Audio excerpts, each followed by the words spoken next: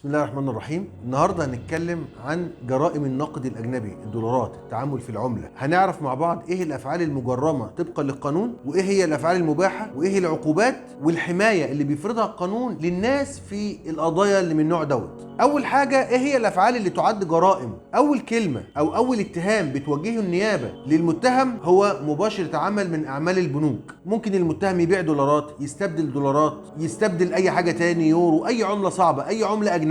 ممكن يمول مشروع، والجريمه ممكن تكون بواسطه فرد وممكن تكون بواسطه شركه. تاني حاجه ولازم ننبه عليها، ممنوع البيع والشراء بالعمله الصعبه. ما تشتريش حاجه بدولارات، عايز تشتري وتبيع يبقى من خلال بنك. شركتك ليها تعامل مع شركه تانيه بالدولار، برضه لازم يكون من خلال بنك. اولادك في مدارس وبياخدوا بالدولار، برضه لازم يكون من خلال بنك. انت عندك مدرسة ومحتاج ان الطلبة يدفعوا بالدولار، برضه من خلال بنك. في حاجة تاني مهمة، لو انت داخل من المطار ومعاك دولارات، انت من حقك تخش ب 10000 دولار. اكتر من كده لازم تثبتهم في الاقرار بتاعك، لازم تثبت ان انت دخلت ب 100000 دولار. محدش يقول لك لا انت ادخل بالدولار اللي انت عايزها، ان شاء الله تدخل ب 100 مليون، بس المهم انك تثبت الكلام ده في الاقرار وانت داخل، وده هينفعك وهقول لك بعدين هينفعك ازاي. وطبعا ممنوع منعا باتا الخروج باكتر من 10000 دولار. ما ينفعش تخرج باكتر من 10000 دولار الا لو داخل باكتر من كده. لو انت داخل البلد معاك 100000 دولار ممكن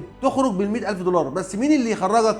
الاقرار اللي انت كتبته وانت داخل. وممنوع تخرج باكتر من 5000 جنيه، اكتر من 5000 جنيه ممنوع تخرج بيهم بره مصر. الحاله الوحيده اللي ممكن تخرج بيها من البلد باكتر من 10000 دولار انك تكون داخل باكتر من 10000 دولار، يعني داخل ب 100000 هتخرج ب 100000، تخرج باقل مفيش مشاكل، انما ما تخرجش باكتر من ال 100000 اللي انت ثابتهم وانت داخل. طيب لو انت خارج بقى وانت اصلا ما دخلتش بفلوس، او انت اول مره تسافر، مش من حقك تخرج باكتر من 10000 دولار قولا واحدا، مفيش فرصه. قانون بيقول بس الوحيد اللي من حقه يخرج باكتر من 10000 دولار اللي داخل باكتر من 10000 دولار. ممنوع انك تبعت فلوس في البريد، في طرد او في جواب او في ظرف، ممنوع، سواء باعت للداخل او للخارج. ممنوع استعمال الطرود البريديه في ادخال او اخراج العمله. ممنوع اي معامله بالعمله الصعبه، لازم يكون التعامل داخل البلد بالجنيه المصري. عايز تشتري وتبيع بالعمله الاجنبيه يبقى من خلال بنك. احنا كده عرفنا الحاجات الممنوعه.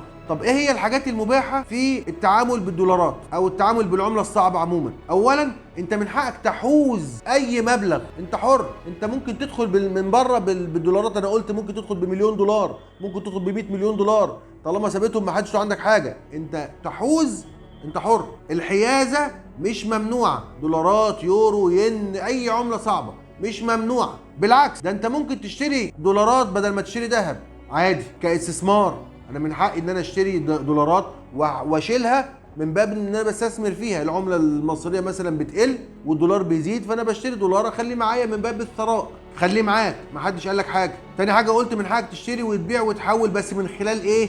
بنك. يعني معاك فلوس وعايز تشتري شقه، ما تروحش تاخد ال 100000 دولار ولا ال 500000 دولار وتروح تدوم لصاحب الشقه، للمالك او البايع، وتقول له انا عايز اشتري شقه اكتب لي العقد. لا، من خلال بنك. اي بيع وشراء داخل مصر لازم يكون من خلال العمله الوطنيه، يكون بالعمله الوطنيه. كده احنا عرفنا الافعال المباحه والافعال المجرمه. طيب العقوبات ايه بقى اللي على الافعال المجرمه ديت؟ اولا، تعامل الافراد في العمله خارج اطار القانون دي جنايه، عقوبتها السجن من 3 ل 10 سنين، وغرامه من مليون ل 5 مليون، او المبلغ المضبوط ايهما اكبر. يعني الفلوس هتتصادر والسجن والغرامه، كل ده لمجرد ان انت تعاملت مع حد تاني بالدولارات دي. اي نوع تعامل، تبديل، شراء، بيع، تحويل، اي تعامل. طب ايه كمان؟ اي حد داخل بعمله اكتر من 10000 دولار وما ثبتهاش في الاقرار بتاعه، او اي حد خارج بعمله اكتر من 10000 دولار هيتحبس من 3 شهور ل3 سنين. كمان الناس اللي بتاخد قروض لنشاط معين وبتستخدم فلوس القروض دي في نشاط تاني غير اللي واخده عليه التسهيل الائتماني، تاخد حبس تصل ل3 سنين وغرامه من 100000 لمليون جنيه. العملات المشفره، النقود الالكترونيه، اي حد هيتعامل فيها سواء اصدارها او تداولها او حتى الترويج ليها، حبس ممكن يصل ل3 سنين وغرامه تصل ل10 مليون. في حاجه مهمه كمان، الناس اللي بتعمل فلوس لعبه للاطفال سواء وطنيه او اجنبيه، والناس اللي بتتعامل في الفلوس المتشابهه مع العمله سواء اجنبيه او مصريه، زي الملاهي الليليه، الفلوس اللي بتتفرق ديت اللي هي اصلا مش فلوس وحاجات شبه الفلوس، دي ممنوع حيازتها اصلا، ودي عليها غرامه من 10000 ل 100000 جنيه. اي حد هيهين النقد، وده طبعا مصطلح واسع المجال، يعني اي حاجه ممكن تعتبر اهانه للعمله الوطنيه. محدش يتكلم عن سعر الجنيه، واي ممثل هيطلع يقول الفاظ على الجنيه زي كتكوت الضعيف او الجنيه مات او عام او غرق، او كاريكاتير يرسم الجنيه بصوره مهينه جنب الدولار مثلا، دي عقوبته من 10000 ل 100000 جنيه غرامه. اي حد هيشوه هيتلف العمله الوطنيه ياخد غرامه من 10000 ل 100000 جنيه.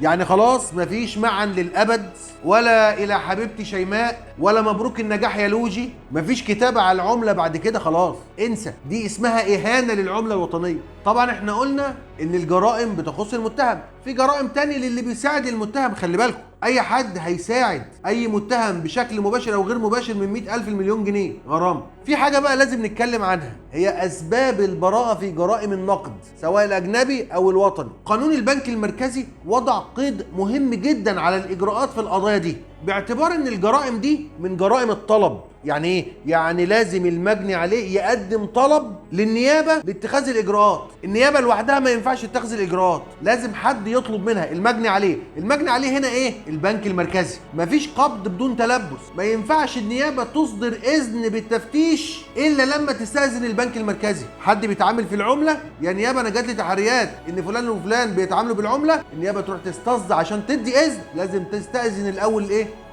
البنك المركزي، او تخطر البنك المركزي، والبنك المركزي اللي يوافق على اتخاذ الاجراءات. ده طبعا الا في حاله التلبس، التلبس دي حاجه تاني. وحتى في حاله التلبس، يعني لو واحد اتمسك متلبس وهو بيتاجر في العمله، النيابه هتحقق، وعلشان تحيله للمحكمه لازم الاول تستاذن البنك المركزي، احيل ولا انت مش عايز نحيل؟ لانها قلنا من جرائم الطلب. وطبعا الموضوع ده فيه صعوبه، ان انا اجيب تحريات ان فلان بيتاجر في العمله، فلازم اجيب استاذن اذن من النيابه واجي افتش. وطبعا هفتش على ايه؟ واحد مع عمله في بيته، دي مش جريمه. طيب انا علشان اقبض على المتهم متلبس لازم الضابط يشوف او يدرك الجريمه باحدى حواسه، شافك وانت بتبادل العمله، شافك وانت بتبيع، وده طبعا صعب. انما لو جاله معلومات ان فلان بيتاجر في العمله، ما ينفعش يروح يقبض عليه وخلاص. طب هيروح يستصدر اذن من النيابه، النيابه مش هتديله اذن الا لما تخطر البنك المركزي، والبنك المركزي يوافق على اتخاذ الاجراءات.